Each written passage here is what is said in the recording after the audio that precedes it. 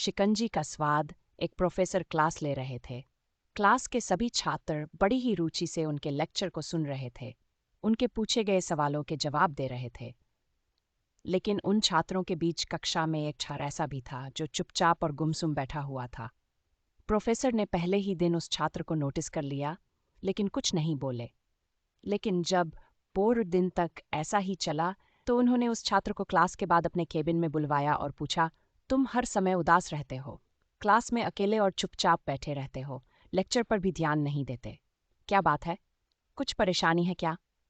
Sir, वो छात्र कुछ हिचकिचाते हुए बोला, मेरे अतीत में कुछ ऐसा हुआ है जिसकी वजह से मैं परेशान रहता हूँ। समझ नहीं आता क्या करूं? प्रोफेसर भले व्यक्ति थे। उन्होंने उस छात्र को शाम को अपने घर पर बुलवाया। शाम को जब छात्र प्रोफेसर के घर पहुंचा तो प्रोफेसर ने उसे अंदर बुलाकर बैठाया। फिर स्वयं किचन में चले गए और शिकंजी बनाने लगे। उन्होंने जानबूझकर शिकंजी में ज्यादा नमक डाल दिया। फिर किचन से बाहर आकर शिकंजी का गिलास छात्र को देकर कहा, ये लो, शिकंजी पियो। छात्र ने गिलास हाथ में लेकर जैसे ही एक घूंट लिया, अधिक नमक के स्वाद के कारण उसका मुंह अजीब सा बन गया। ये देख प्रोफेसर ने पूछा, क्या हुआ?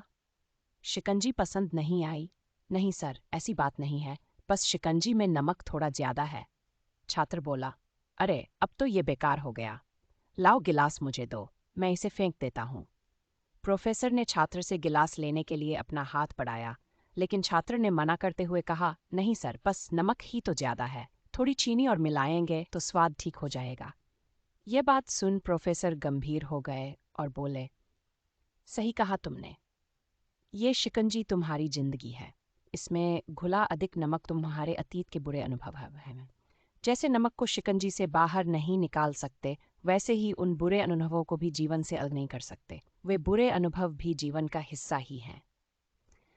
लेकिन जिस तरह हम चीनी घोलकर शिकंजी का स्वाद बदल सकते हैं, वैसे ही बुरे अनुभवों को भूलने के लिए जीवन में मिठास तो घोलनी पड़ेगी ना। इसलिए मैं चाहता हूं कि तुम अब अपने जीवन में मिठास घोलो। प्रोफेसर की बात छात्र समझ गया और उसने निश्चय किया कि अब वह बीती बातों से परेशान नहीं होगा। सीख, जीवन में अक्सर हम अतीत की बुरी यादों और अनुभवों को याद कर दुखी होते रहते हैं।